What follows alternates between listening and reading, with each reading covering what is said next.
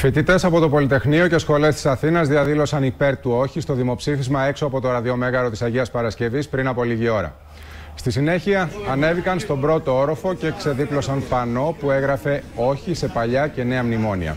Όχι στους εκβιασμούς, όχι στο φόβο. Να παρακολουθήσουμε τι είπαν. Θα ήθελα να στείλω ένα μήνυμα ελπίδας στον ελληνικό λαό.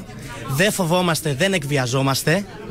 Μπορούμε να ζήσουμε αλλιώς και θα ζήσουμε αλλιώς. Και την Κυριακή θα κατέβουμε στις κάλπες και θα ρίξουμε δαγκωτό όχι με το χαμόγελο στα χείλη και το κεφάλι ψηλά. Οι φοιτητές, η νεολαία στην Ελλάδα αυτή τη στιγμή στην πραγματικότητα δεν πρέπει καν να αντιμετωπίσει δίλημμα.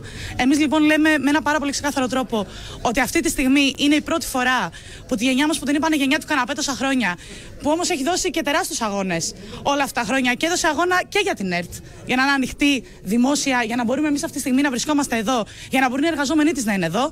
Αυτή η γενιά θα αποδείξει, λέγοντας ένα τεράστιο όχι, ότι όχι απλά δεν είναι η γενιά του καναπέ, είναι η γενιά που μπορεί να βγει μπροστά, είναι η γενιά που δεν πρέπει να φοβάται, είναι η γενιά που δεν έχει τίποτα να χάσει, γιατί στα στέρισαν όλα και θα τα πάρει όλα πίσω. Ένας κόσμος είναι πεπισμένος να πάει να ψηφίσει όχι. Θέλω εμείς να πούμε και στους υπόλοιπους που το σκέφτονται ότι με το όχι η χώρα έχει στον ήλιο μοίρα, με το όχι μπορούμε να δρούμε μια άσπρη μέρα και να μην φοβόμαστε. Το κυρίαρχο είναι να μην υποκύψουμε στο φόβο.